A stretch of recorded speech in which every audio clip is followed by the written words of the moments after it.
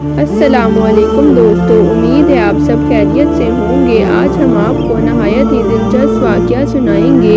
حضرت ام المومنین سیدہ عائشہ صدیقہ رضی اللہ عنہا فرماتی ہیں کہ مدینہ منورہ آمد کے بعد ہمارا قیام بنو حارث محلہ میں ہوا۔ حضور نبی کریم صلی اللہ علیہ وسلم ایک روز ہمارے گھر تشریف لائے۔ جب آپ صلی اللہ علیہ وآلہ وسلم آئے تو اس وقت میں جھولا جھول رہی تھی۔ میری والدہ نے مجھے جھولے سے اتارا اور میرا منہ ہاتھ دھو کر میرے بالوں میں کنگھی کر کے چوٹی کی، پھر مجھے اس کمرے میں داخل ہوئی جہاں نبی کریم صلی اللہ علیہ وسلم تشریف فرما تھے۔ آپ رضی اللہ عنہ کے ہمراہ دیگر انصار و مہاجرین بھی تھے۔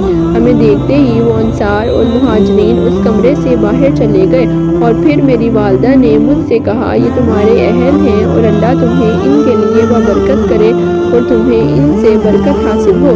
پھر وہ بھی کمرے سے باہر چلی گئی۔ پھر حضور نبی کریم صلی اللہ علیہ وسلم نے اس کمرے میں میرے ساتھ خلوت خاص فرمائی۔ ام المومنین حضرت سیدہ عائشہ صدیقہ رضی اللہ عنہا فرماتی ہیں کہ جس وقت حضور نبی کریم صلی اللہ علیہ وسلم ہمارے گھر تشریف لائے تو اس وقت آپ رضی اللہ عنہ کی ضیافت کے لیے دودھ پیش کیا گیا۔ حضور نبی کریم صلی اللہ علیہ وسلم نے وہ دودھ کچھ نوش فرمانے کے بعد مجھے پینے کے لیے دیا تو میں شرما گئی۔ حضرت اسماء رضی اللہ عنہا بنت یزید نے کہا، تم حضور نبی کریم صلی اللہ علیہ وسلم کا دیا ہوا نہ لوٹاؤ، چونکہ میں نے شرماتے ہوئے وہ دودھ پی لیا۔ ام المومنین حضرت سیدہ عائشہ صدیقہ رضی اللہ عنہا کی رخصتی ماہ شوال میں ہوئی۔ حضور نبی کریم صلی اللہ علیہ وسلم نے رخصتی کے بعد آپ رضی اللہ عنہ کو مسجد نبوی صلی اللہ علیہ وآلہ وسلم سے ہجرہ عطا فرمایا، اور جہاں حضور نبی کریم صلی اللہ علیہ وسلم کا روضہ مبارک واقع ہے۔ اس وقت مسجد نبوی صلی اللہ علیہ وسلم سے محلقہ صرف 2 ہی ہجرے موجود تھے، جن میں ایک ہجرہ آپ رضی اللہ عنہ کا تھا اور دوسرا ہجرہ ام المومنین حضرت سیدہ سودا رضی اللہ عنہا اور حضور نبی کریم صلی اللہ علیہ وسلم کی صاحبزادیوں حضرت سیدہ ام کلثوم رضی اللہ عنہا اور حضرت سیدہ فاطمہ الزہرا کے لیے مخصوص تھا۔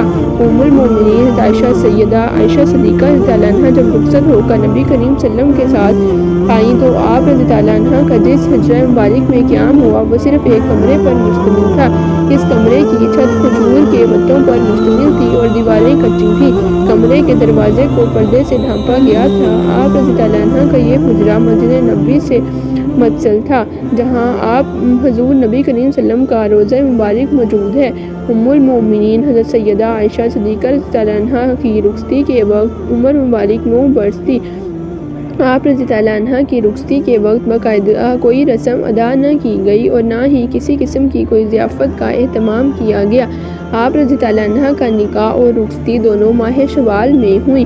آپ رضی اللہ عنہا کی رخصتی کے سال کے بارے میں صحیح روایات یہی ہیں کہ آپ رضی اللہ عنہا کی رخصتی ہجرت کے پہلے سال ماہ شوال میں ہوئی۔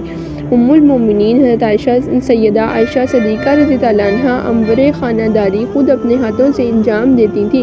گھر میں چونکہ فقر و فاقہ کی کیفیت تھی، اس لیے آپ رضی اللہ عنہا بھی کبھی حضور نبی کریم صلی اللہ علیہ وسلم سے کسی قسم کی فرمائش نہ کی اور صبر و قناعت کا دامن ہاتھ سے نہ چھوڑا۔ گھر کا کل سامان، ایک چارپائی، ایک چٹائی، ایک بستر، ایک تکیہ اور ایک برتن، ایک پانی کا پیالہ تھا۔ اس ہجرہ میں صرف 2 افراد کا قیام تھا، جن میں حضور نبی کریم صلی اللہ علیہ وسلم اور حضرت ام المومنین سیدہ عائشہ صدیقہ رضی اللہ عنہا شامل ہیں۔